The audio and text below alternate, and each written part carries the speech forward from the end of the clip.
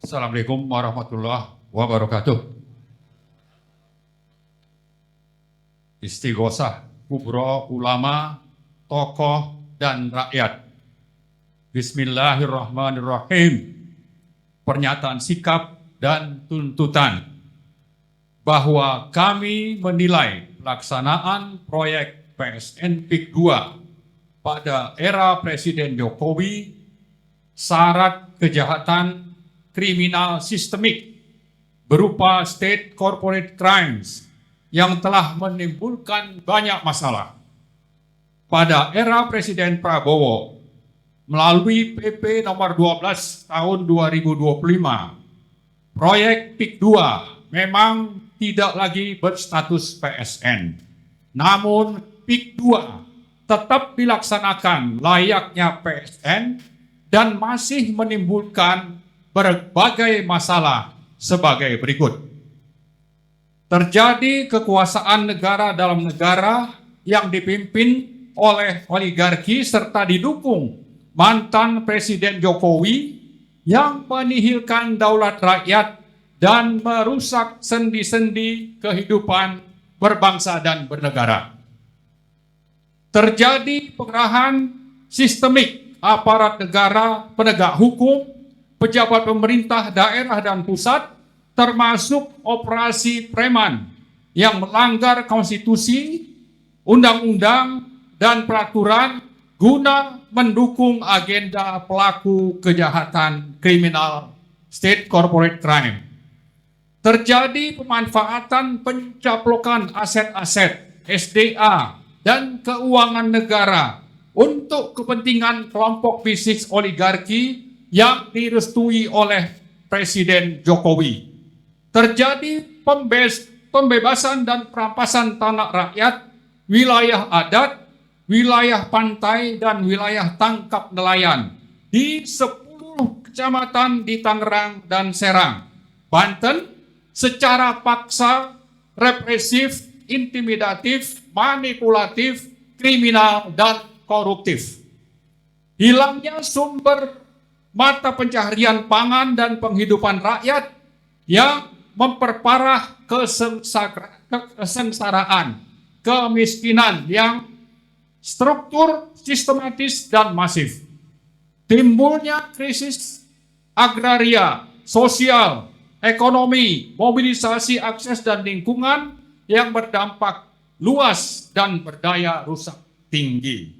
Atas dasar hal-hal yang disebutkan di atas, kami dari berbagai elemen bangsa, khususnya yang terdiri dari ulama, tokoh, pendekar, aktivis, dan berbagai elemen masyarakat Banten, serta umumnya berbagai elemen masyarakat dari Jabodetabek dan berbagai wilayah Indonesia, dengan ini menyatakan: pertama, menuntut pemerintah untuk segera menghentikan proyek PIK 2. Kedua, menuntut DPR segera membentuk pansus PIK 2 guna mengungkap berbagai pelanggaran hukum dan kerugian negara dalam proyek PIK 2. Ketiga, meminta BPK melakukan audit investigatif menyeluruh terhadap pelaksanaan proyek PIK 2.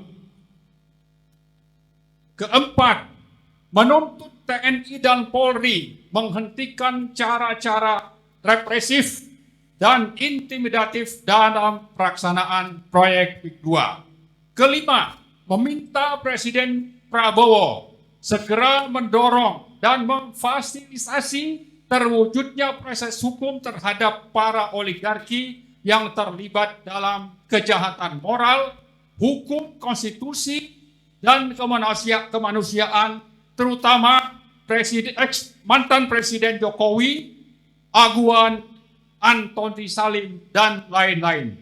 Keenam, menuntut pemerintah, DPR, dan lembaga terkait lainnya memproses ganti rugi moral dan material bagi rakyat yang menjadi korban kejahatan kriminal state corporate crime. Ketujuh, meminta KPK dan Kejaksaan Agung menyelidiki dugaan tipikor proyek PIK 2 pada Kementerian Perekonomian, Kementerian KKP, ATR BPN, dan Pariwisata. Terakhir ke-8, mengajak seluruh rakyat bangkit melawan kezoliman oleh pelaku kriminal state corporate crime, terutama di PIK 2 dan berbagai wilayah lain di Indonesia.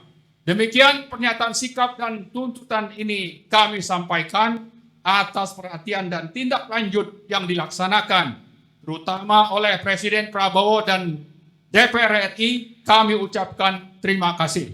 Semoga Allah Subhanahu wa Ta'ala senantiasa memberi rahmat dan pertolongan bagi mereka yang berlaku adil dan menghancurkan sehancur-hancurnya bagi mereka yang berlaku zalim. Atas nama penduduk, atas nama peserta Istighosah Kubro, ulama dan rakyat Banten, Kampung Encle, Paku Haji, Tangerang, Banten, 3 Muharram 1447 Hijriah, 29 Juni 2025. Terima kasih. Assalamualaikum warahmatullahi wabarakatuh.